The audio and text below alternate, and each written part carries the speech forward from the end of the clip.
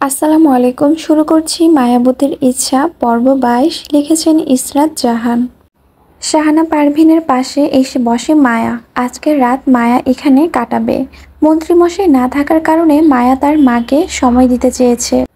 এমনিতে প্রতিদিন সময় করে এখানে আসে। শাহানা পারভীনের হাত ধরে মায়া বলে, জানো মা, তোমাকে যারা যারা মারতে চেয়েছিল আমি তাদের খুঁজে বের করেছি।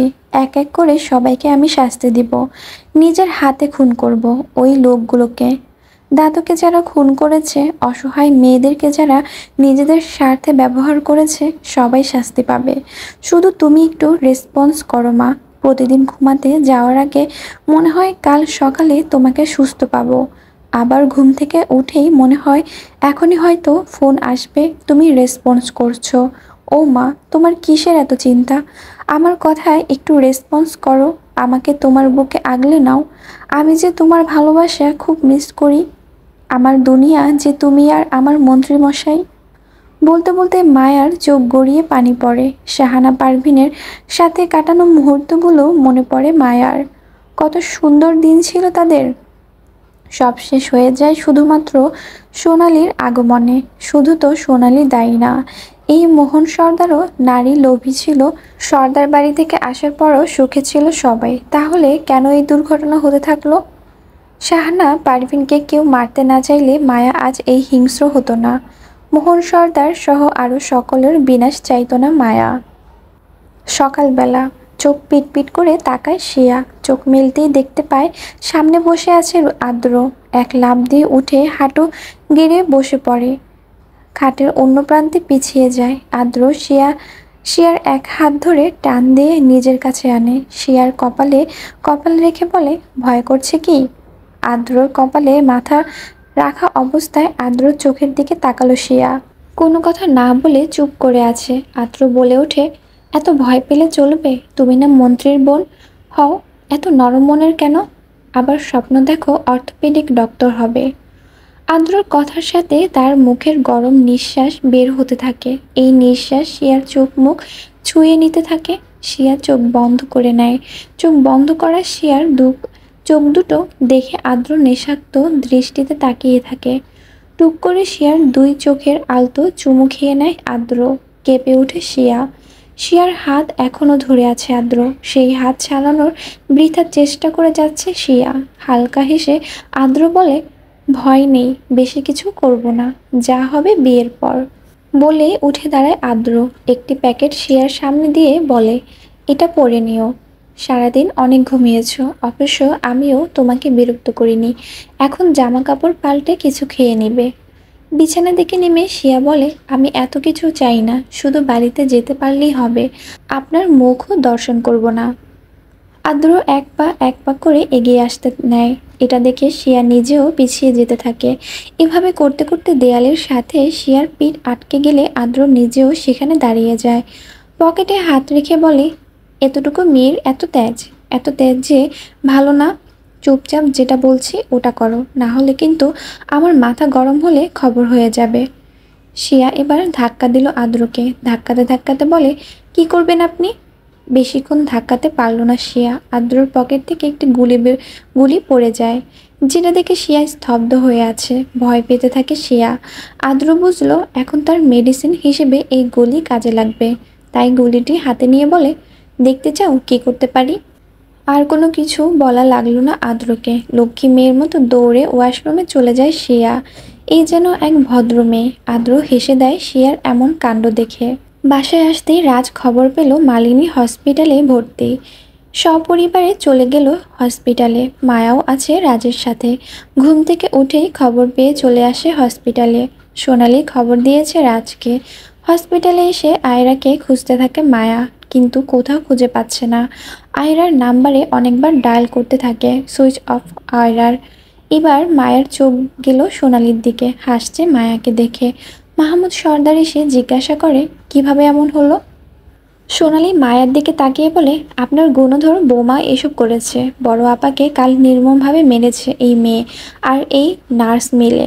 সোনালির দিকে তাকিয়ে মায়া বলে, কোনো প্রমাণ আছে আপনার কাছে?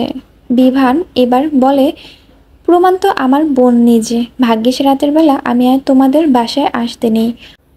হঠাৎ কন্টাক্ট অফ হয়, সন্দেহ হয়।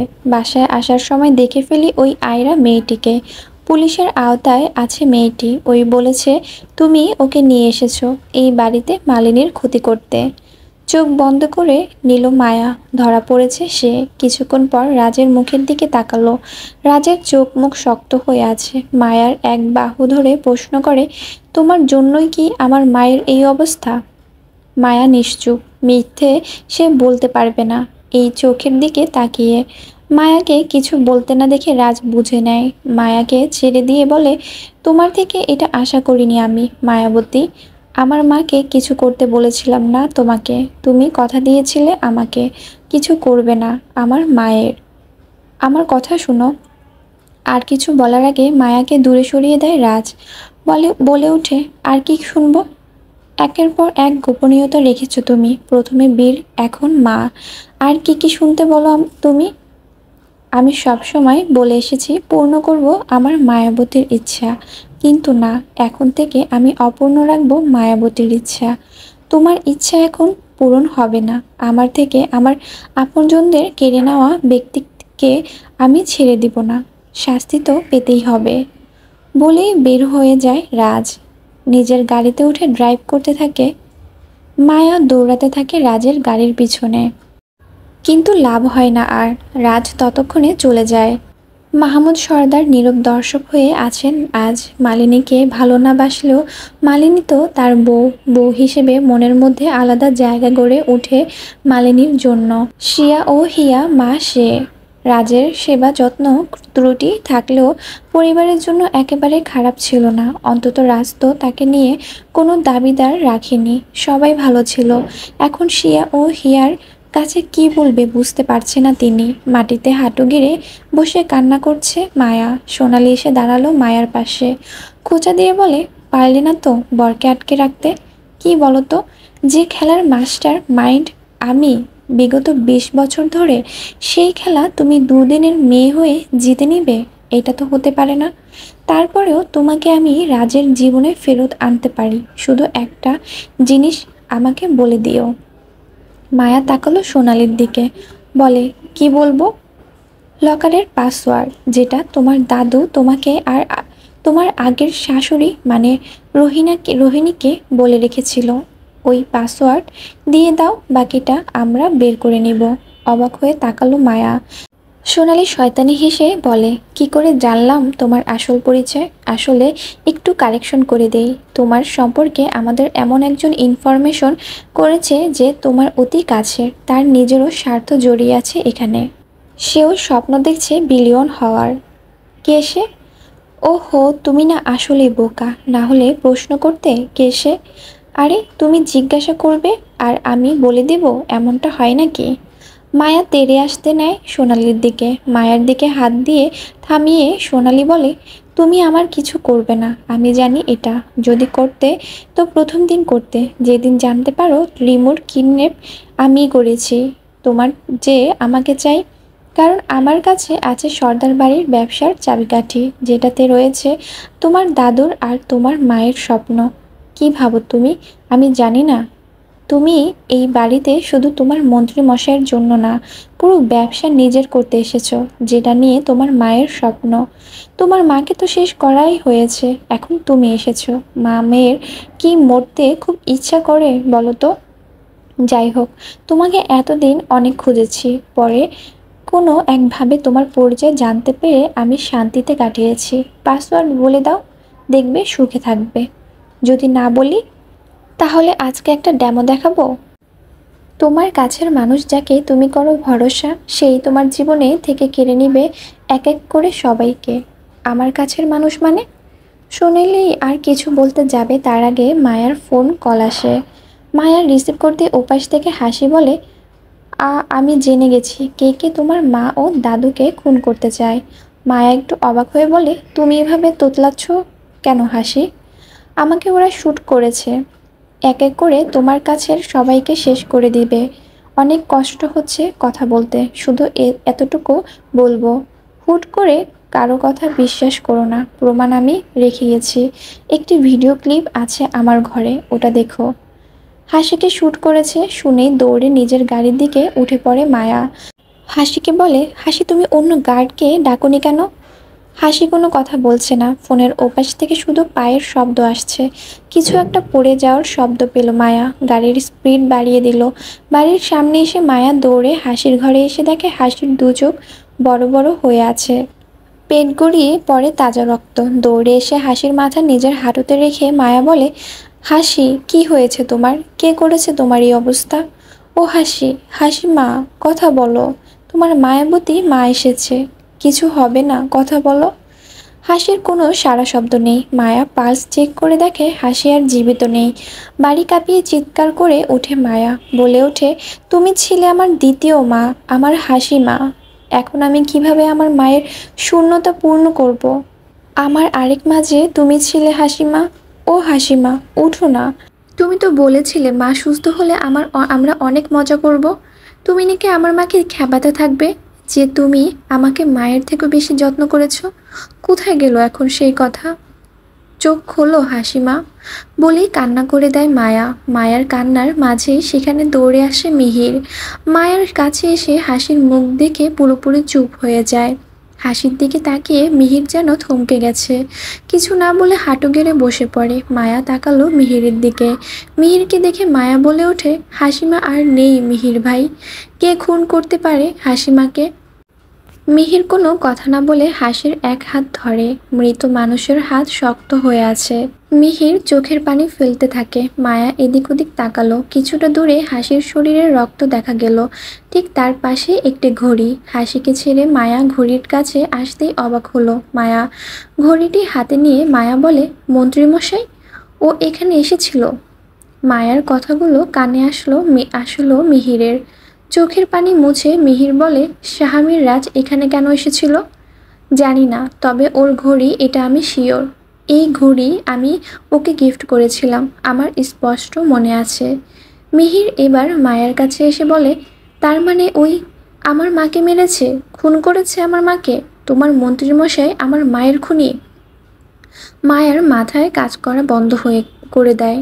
মিহিরের দিকে তাকিয়ে বলে, কিন্তু এতে লাভ কি? হাসির খুন করে কি হবে ওর? ও তো বলতে না বলতে মায়ার মনে পড়ে রাজের বলা কথাগুলো। রাজ বলেছিল মায়ার পূর্ণতাকে অপূর্ণ করে দিবে।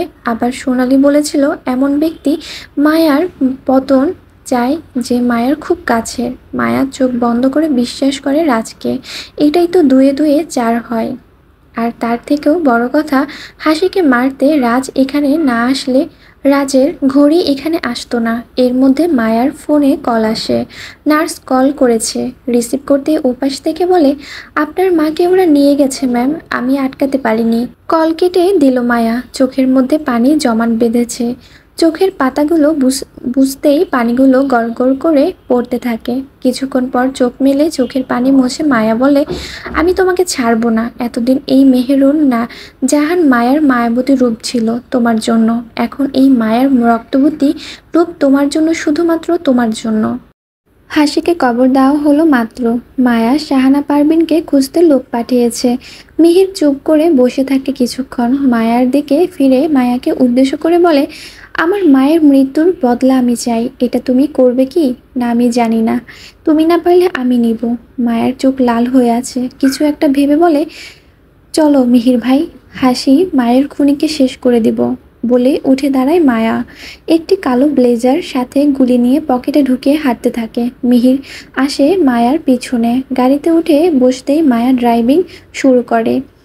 শিয়া বসে আছে চুপচাপ, কিছু ভালো লাগছে না তার। আদ্র তাকে সকালের খাবার দিয়ে গেছে, কিন্তু না খেয়ে পাশে রেখে চুপচাপ বসে আছে শিয়া। সকাল গড়িয়ে দুপুর, তারপর দুপুর গড়িয়ে এখন বিকাল, কিন্তু একটা দানা মুখে উঠায়নি শিয়া। বারবার মাথায় আসছে তার পরিবারের কিছু হলো না তো? না খেয়ে এভাবে খাবার জমিয়ে রেখেছো কেন? টাকা আর ভালোবাসা জমিয়ে রাখলে তা বাসি হবে না, কিন্তু খাবার জমিয়ে রাখলে বাসি হবে, আর তা থেকে ব্যাকটেরিয়া হবে। বলতে বলতে শিয়ার পাশে বসে আদ্র। শিয়া তাকালো না আদ্রর দিকে, সোজা তাকিয়ে থেকে বলে, কবে মুক্তি পাবো আমি এই জেল থেকে? যেটাকে তুমি জেল বলছো, একদিন এটাই তোমার জন্য ফুলের সজ্জায়িত স্থান মনে হবে। মিথ্যে আশা নিয়ে বাঁচতে চাই না আমি। আচ্ছা, সেসব কথা ছাড়ো, কিন্তু খেয়ে নাও। ডাক্তার হওয়ার স্বপ্ন দেখো আর নিজে না খেয়ে বসে আছো, এটা কি উচিত? এবার সে তাকালো আদ্রর দিকে, বলে, আপনি কি আদৌ হতে দিবেন আমাকে ডাক্তার? শিয়ার মুখে হাত রাখতে যায় আদ্র, কিন্তু শিয়া দূরে সরে যায়। আলতো হেসে আদ্র বলে, কেন দিব না ডাক্তার হতে? তোমার স্বপ্ন পূরণ করতে আমি তোমাকে বাধা দিব না। তাহলে আটকে রাখছেন কেন? আমার পরিবারের ক্ষতি করছেন কেন? কে বলেছে আমি তোমার পরিবারের ক্ষতি করছি? আমি তো শুধু আমার বাবা মায়ের খুনিকে শাস্তি দিতে এসেছি। আমার চোখের সামনে বাবা মাকে পুড়ে মরতে দেখেছি আমি। পুরন্ত বাড়ির চারপাশে ছোটাছুটি করেও নিজেকে বাঁচানোর সুযোগ পায়নি আমার বাবা মা। যে এসবের জন্য দায়ী, আমি কেন তাকে শাস্তি দিব না? শিয়ার মাথা ঘুরছে, না খাওয়া শরীর। বলতে গেলে 2 দিন না খাওয়া সে। আদ্রর মা বাবা কেউ খুন করেছে, পুড়িয়ে মেরেছে তাদেরকে? আদ্রকে প্রশ্ন করে, কে মেরেছে আপনার মা বাবাকে? মিসেস সোনালি তোমাদের কাকে? প্রমাণ কি? আদ্র ফিচেল হেসে বলে, প্রমাণ আমার একাকিত্ব জীবন, আর বাস্তব প্রমাণ দেখাচ্ছি। বলে আদ্র উঠে যায়। কিছুক্ষণ পর ফিরে আসে হাতে কিছু ছবি নিয়ে, যেগুলোতে দেখা যাচ্ছে সোনালের কিছু কর্মকাণ্ড। সে এখন পুরো নিস্তব্ধ হয়ে আছে, কি বলবে বুঝতে পারছে না। এই সময়ে কাউকে কিছু বলা যায় না। খানিক চুপ থেকে শিয়া বলে ওঠে, তাহলে রুদ্র ভাইকে কেন বদনাম করলেন? শুধু কাকিয়াকে নিয়ে যা খুশি করতেন। কাকাই কি দোষ করেছে? তোমার কাকার চাহিদা আর তার ট্রাপ রুদ্র, তাই দুজনকে ফেস করতে হয়েছে। এছাড়াও আরও একজন চায় মোহন সর্দার ও সোনালির পতন। বলতে গেলে আমাদের কাজ, আমাদের উদ্দেশ্য সব এক। কে? মেহেরুন জাহান মায়া। ভাবি, জীবনে অনেক কিছু সহ্য করে এসেছে বেচারি। আমি তো তাও বাবা মাকে হারালেও সমাজের মুখে অপমানিত হইনি। আমার মাথার উপর আমার সপরিবার ছিল। আমি আজ সফল হয়েছি আমার দাদির ভালোবাসা পেয়ে। বাবা মা না থাকলেও আমি জীবনে কোনো কিছুর অভাব বোধ করিনি। অন্তত এতটুকু বলতে পারি, আমার বাবা মা আমাকে তাদের প্রাণের চেয়েও বেশি ভালোবাসে। কিন্তু এই বেচারি তার বাবার প্রত্যাখ্যাত পেয়েছে। শুধু তাই না, মাকে নিয়ে ফেস করতে হয়েছে অনেক কিছু।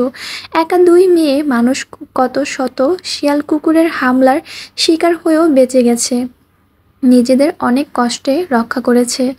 আপনি এত কিছু কিভাবে জানেন? আমার মা আর আন্টি, মানে মায়ের মা, 2 বান্ধবী ছিলেন।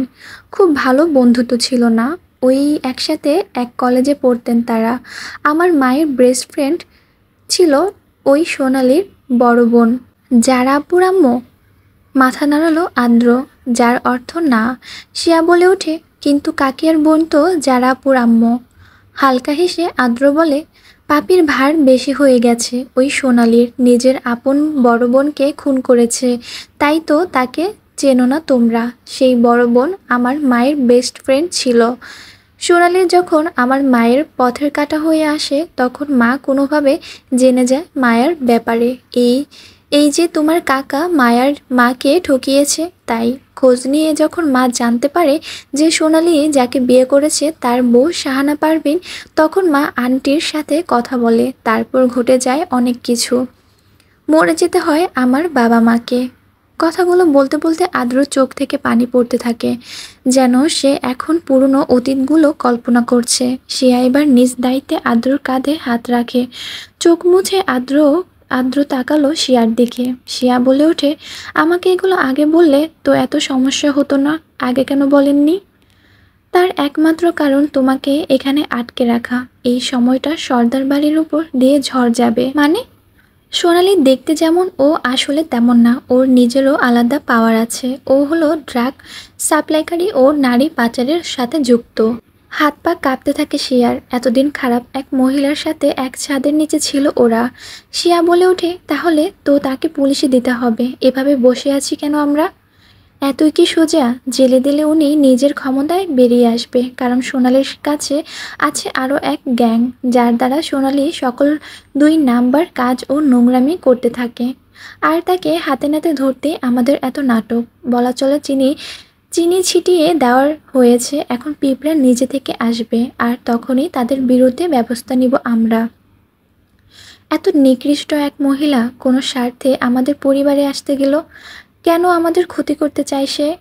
তোমাদের বাসায় একটি সিক্রেট রুম আছে যেটা কেউ জানে না। আমিও জানতাম না, জেনেছি কারণ মায়া আমাকে বলেছিল। ওখানে একটি লকার আছে যেটাতে আছে অর্গানিক ফুড প্রসেসিং ফর্মুলা, যেটা তৈরি করতে লাগবে বছরের পর বছর। এমনকি এটার পেছনে অনেক টাকা খরচ করতে হয়, যেগুলো সব কিছু কমপ্লিট করতে সক্ষম হয় মিসেস রোহিণী, মানে শাহামির রাজের মা। শিয়া অবাক হয়ে বলে, ভাইয়ার মা মানে? মিসেস মালিনী তোমার আর হিয়ার মা হলেও মিসেস রোহিণী শুধু শাহামির রাজের মা, তোমার মায়ের যমজ বোন। মিসেস রোহিণী, তিনি ছিলেন একজন কৃষি বৈজ্ঞানিক যার স্বপ্ন ছিল দেশের মানুষ যতটুকু খাদ্য গ্রহণ করবে তা যেন ফ্রেশ রোগমুক্ত খাবার হয়, এটার ব্যবস্থা করা। দিনরাত পরিশ্রম করে তিনি একটি ফর্মুলা তৈরি করেন যেটা সার হিসেবে ব্যবহার করলে খাবারগুলোতে কোনো পোকামাকড় তৈরি হবে না, আবার খাবার খেয়ে কোনো রোগের সৃষ্টি হবে না। কিন্তু এই ফর্মুলা পাবলিক হওয়ার আগে দেশের ড্রাগ সাপ্লাই বৃদ্ধি হয়। সেই ড্রাগ বিভিন্ন খাদ্যে মিশিয়ে দেন সোনালি। গোপন সূত্রে খোঁজ পায় রোহিণী একটি ফর্মুলা তৈরি করে যেটার মূল্য কোটি টাকার সমান। বিদেশে এটা বিক্রি করতে পারলে সে হবে কোটি টাকার মালিক। কিন্তু মিসেস রোহিণী চান এই ফর্মুলা দেশের মানুষের কাজে লাগতে। নিজেকে নিয়ে ভাবেননি তিনি চাইলে সবার সামনে ফর্মুলা নিয়ে বলে আগে থেকেই জনপ্রিয় হতে পারতেন, কিন্তু না, তিনি চান ফর্মুলা দিয়ে দেশের সবার ভালো করতে। আর ওটা তিনি মায়া যাওয়ার আগে তোমার দাদুকে দিয়ে যান। তোমার দাদু নিজে থেকে সুরক্ষিত রাখেন। লকারের পাসওয়ার্ড মায়াকে ও আন্টি শাহানা পারভিনকে বলে রেখেছেন। রাজ তখন দেশে ছিল না, তাই রাজকে কিছু বলেনি। দুর্ভাগ্যবশত তোমার দাদুকে এর জন্য জীবন দিতে হয়। শুধু তাই না, তোমার নানুকেও জীবন দিতে হয়। কিন্তু তাদেরকে খুন করেছে এটা আমরা জানি না। আমাদের ধারণা এটা যেই করুক সোনালির সাথে জড়িত, তাই আমরা এখনও সোনালির কিছু করিনি। শিয়া এবার নিজেই কান্না করে দেয়। আজরু শিয়াকে নিজের দিকে ফিরিয়ে বলে, কান্না করছো কেন? আপনারা এত ভালো কাজ করেছেন আর আমি আপনাকে ভুল বুঝেছি। আর কাকিয়া যদি কোনো ক্ষতি করে দেয়? আমার তো ভয় করছে এসব শুনে। আরে পাগলি, ভয় নেই, মায়া নিজে আছে তো, সে ঠিক করে দিবে সব কিছুর মাস্টার মাইন্ড যে সে। আর মায়ার ঢাল হয়ে আছে শাহামির রাজ, সে যে পূরণ করবে তার মায়াবতীর ইচ্ছা। তাছাড়া ভাই হিসেবে আমরা তো আছি। এবার কিছু খেয়ে নাও। মাথা নাড়িয়ে খাবার খেতে বসলো শিয়া। রাজের খোঁজ পেয়ে সেখানে হাজির হলো মায়া ও মিহির। চোখে মুখে হিংস্রতা প্রকাশ পেয়েছে। একভাবে নিজের মতো করে হেঁটে যাচ্ছে মায়া, পিছনে মায়াকে ফলো করে হাঁটতে থাকে মিহির। এক লাথি দিয়ে রাজের রুমের দরজা খুলে দেয় মায়া। রুমে ঢুকে দেখতে পেল ল্যাপটপে কাজ করছে রাজ। সোফা থেকে উঠে এগিয়ে আসে মায়ার কাছে। মায়ার পাশে মিহিরকে দেখে রক ফুলে এলো রাজের। বলে ওঠে, এই ইডিয়েটটা এখানে কি করছে? বলেই মিহিরকে মারতে গেলে মায়া আটকে দেয় রাজের হাত। রাজকে ধাক্কা দিয়ে বলে, ভুলেও ওর দিকে হাত বাড়াবেন না। কেন গায়ে লাগছে তোমার? আমার মা কোথায়? তোমার মাকে কল করে দেখো। হেয়ালি করবেন না, আমার মাকে আপনি আটকে রেখেছেন। ভালো ভালোই আমার মাকে ছেড়ে দিন, না হলে ওপারে পাঠিয়ে দেব আপনাকে। রিয়েলি? তুমি আমাকে ওপারে পাঠিয়ে দিবে? দাও দেখি। রাজের দিকে তেড়ে আসে মিহির। রাজের মুখে ঘুষি দিয়ে বলে, আমার মাকে খুন করেছিস তুই, তোকে আজ খুন করে ফেলবো। মিহিরকে আটকিয়ে মায়া বলে ওঠে, ওকে ছেড়ে দাও মিহির ভাই। হাসির খুনিকে শাস্তি আমি দিব, অন্য কেউ না। হাসির জীবন আমার জন্য গেছে, আমাকে বাঁচাতে হাসির জীবন চলে গেছে, আমি কিভাবে ছেড়ে দেই তাকে? বলেই শ্যুট করে দেয় মায়া। কথাগুলো বলে অপেক্ষা করেনি সে, হাত উঁচু করেই শ্যুট করে দেয়, যার কারণে দিশেহারা হয়ে যায় রাজ ও মিহির। এই যেন কথার চেয়ে কাজে করে দেখিয়ে দিল। গুলি ছোড়ার কারণে কিছু রক্ত এসে ছিটে লাগলো মায়ার চোখে মুখে। কষ্ট হতে থাকে মায়ার, চোখ দিয়ে পড়তে থাকে পানি। বলে ওঠে, কখনো ভাবতে পারিনি আমি দিনটা আমার জীবনে আসবে। সম্পর্কের মূল্য এভাবে না দিলেও পারতে। বলেই চোখ বন্ধ করে শ্যুট করে দেয় মায়া। রাজ নির্লিপ্ত হয়ে আছে, কোনো কথা আসছে না তার মুখ থেকে, শুধু মুখে ফুটে ওঠে এক মায়াবী হাসি। মুখ থুবড়ে নিচে পড়ে যায় মিহির, বুক দিয়ে তার গড়গড় করে রক্ত পড়ছে। মায়ার দিকে তাকিয়ে থাকে। মায়া হিংস্র রূপ ধারণ করে বলে, সন্তান হয়ে নিজের মাকে খুন করেছো তুমি, কি ভেবেছ আমি কিছু বুঝি না? ফর্মুলা পেতে আগে মন্ত্রীমশাইকে আমার মাধ্যমে মারতে চাও, তারপর আমাকে জেলে পাঠাতে, কিন্তু এমনটা তো হবার না। মিহির এবার হাঁপাতে হাঁপাতে প্রশ্ন করে, তুমি কিভাবে জানলে এত কিছু? ওহ কামন মিহির ভাই, তুমি কৃষি বিষয়ে আগ্রহী আর আমার শাশুড়ি মা যেটা তৈরি করে গেছে ওটা তো তোমার কাজে খুব ভালোভাবে লাগবে।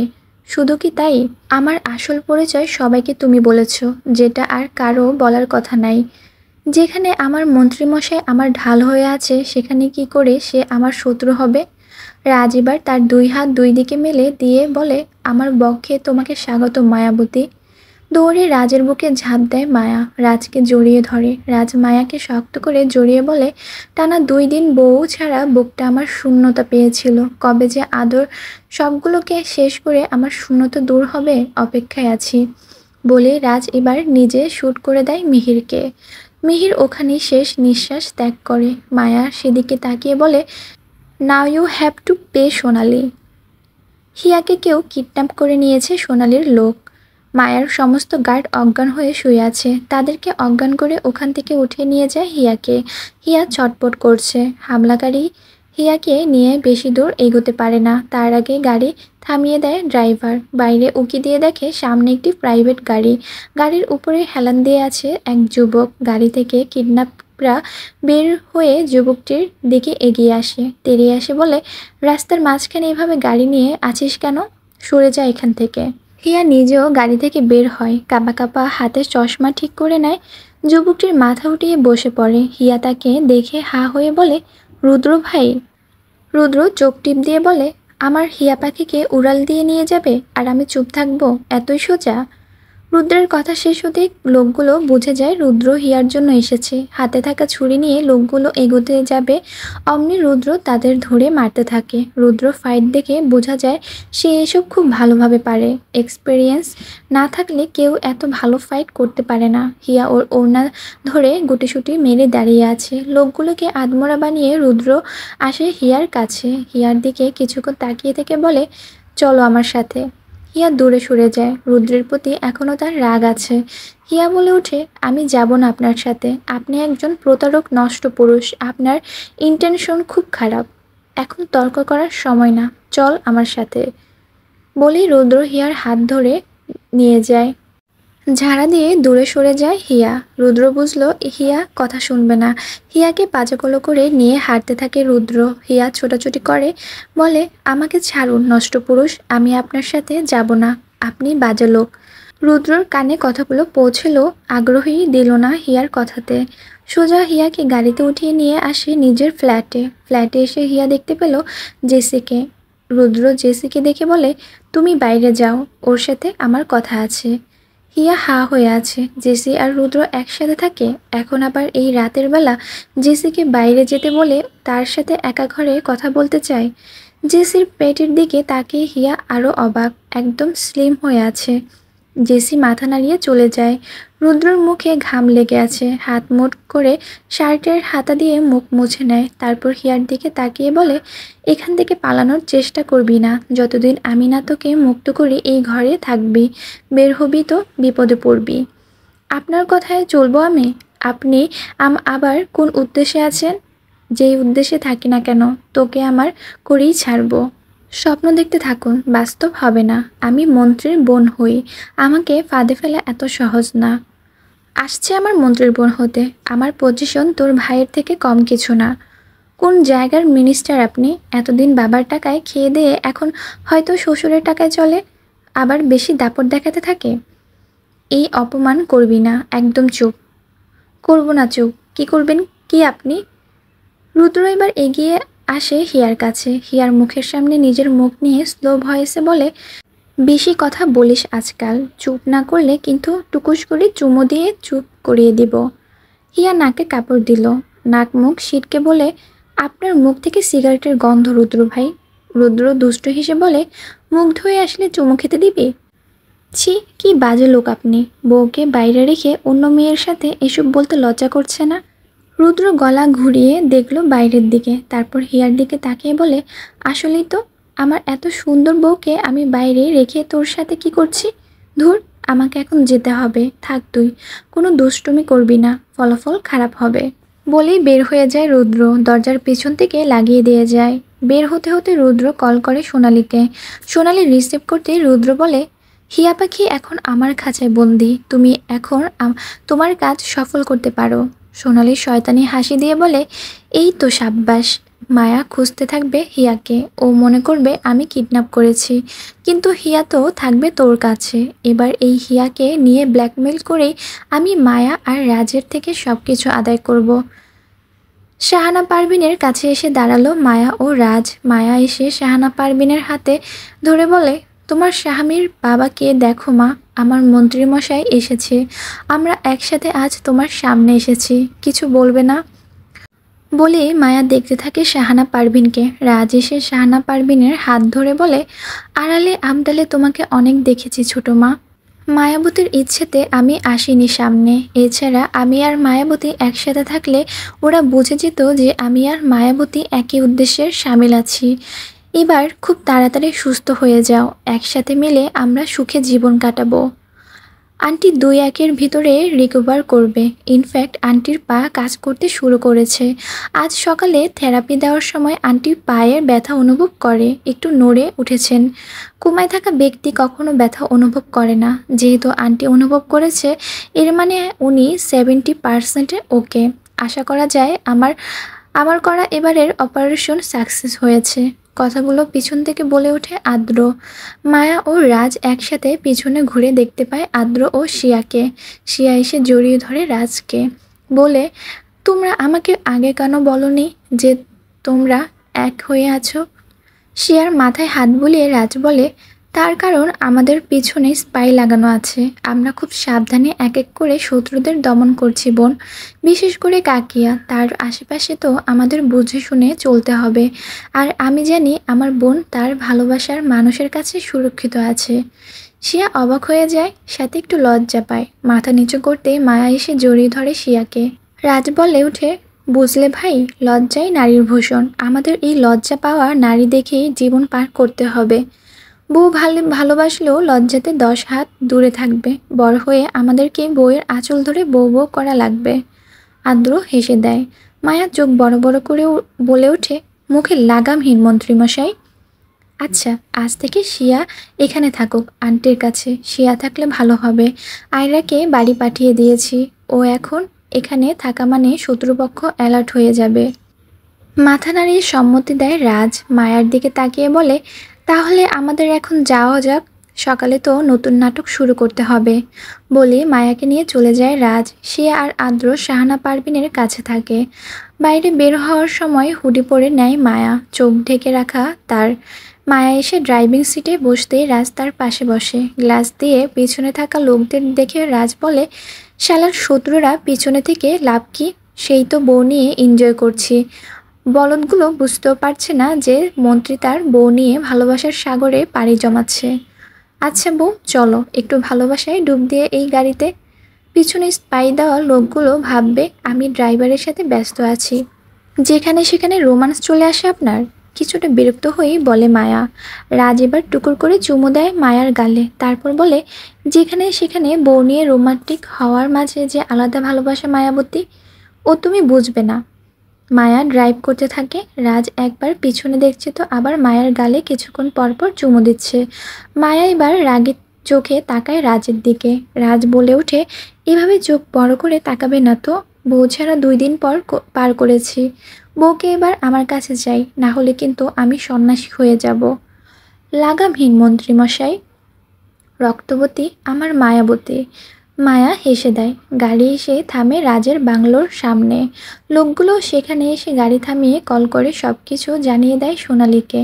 মূলত তারা মায়াকে রাজের ড্রাইভার ভেবেছে। বাংলোর ভিতরে আসতেই পিয়াস ও মৌ এসে দাঁড়ায় ওদের সামনে। মৌ এসে জড়িয়ে ধরে মায়াকে। মৌকে সোফায় বসিয়ে দিয়ে মায়া বলে, এভাবে চিন্তা করবি না আমাকে নিয়ে। বাবুর আর তোর জন্য রিস্ক আছে তো বোন। তুমি যে কখন কি করো এতে চিন্তা তো হবেই। আরে চিন্তা নেই, আমি তো আছি আমার মায়াবতীর সাথে। এই জন্যই তো একটু শান্তিতে আছি। মায়া এবার মৌকে 1 গ্লাস পানি দিয়ে মৌয়ের পাশে বসে। মৌ পানি নিলে মায়া বলে, মা খুব তাড়াতাড়ি ঠিক হয়ে যাবে। ডক্টর আদ্র বলেছে মা এখন 70% ওকে। মৌ খুশি হয়ে বলে, তার মানে আমার পুচকু আর মা একসাথে আনন্দ করবে। আমার অনেক ভালো লাগছে আপু। হ্যাঁ, মা সুস্থ হলেই আমি পুরো পরিবার মিলে ওই লকার থেকে ফর্মুলা নিয়ে পাবলিক করে দিব। কৃষিকাজে এখন উন্নত মানের ফসল উৎপন্ন হবে, আর আমাদের বংশীয় ব্যবসা নতুন করে দাদুর স্বপ্নের মতো করে গড়ে উঠবে। মায়া বলে, আচ্ছা তাহলে চলো এবার ঘুমাবে।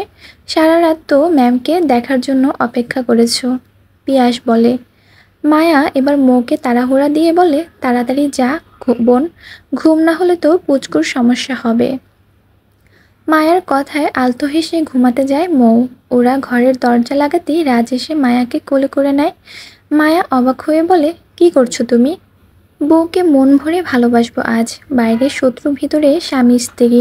আহ, ডেঞ্জার মোমেন্ট মন্ত্রী ভালোবাসা। তোমার মাথায় শুধু প্রেম ভালোবাসা। বউ ছাড়া যে পুরুষ দূরে থাকে সেই বুঝে ভিটামিন বউ শরীর ও মনের জন্য কতটা উপকার। বলেই মায়াকে নিয়ে ঘরে আসে রাজ। মায়াকে বিছানায় শুয়ে দিয়ে রাজ বলে, তো বউ রেডি তো বাথরুম বিলাসের জন্য? মায়ের মুখের কোনো কথা নেই, রাজ বলার সুযোগ দিল না।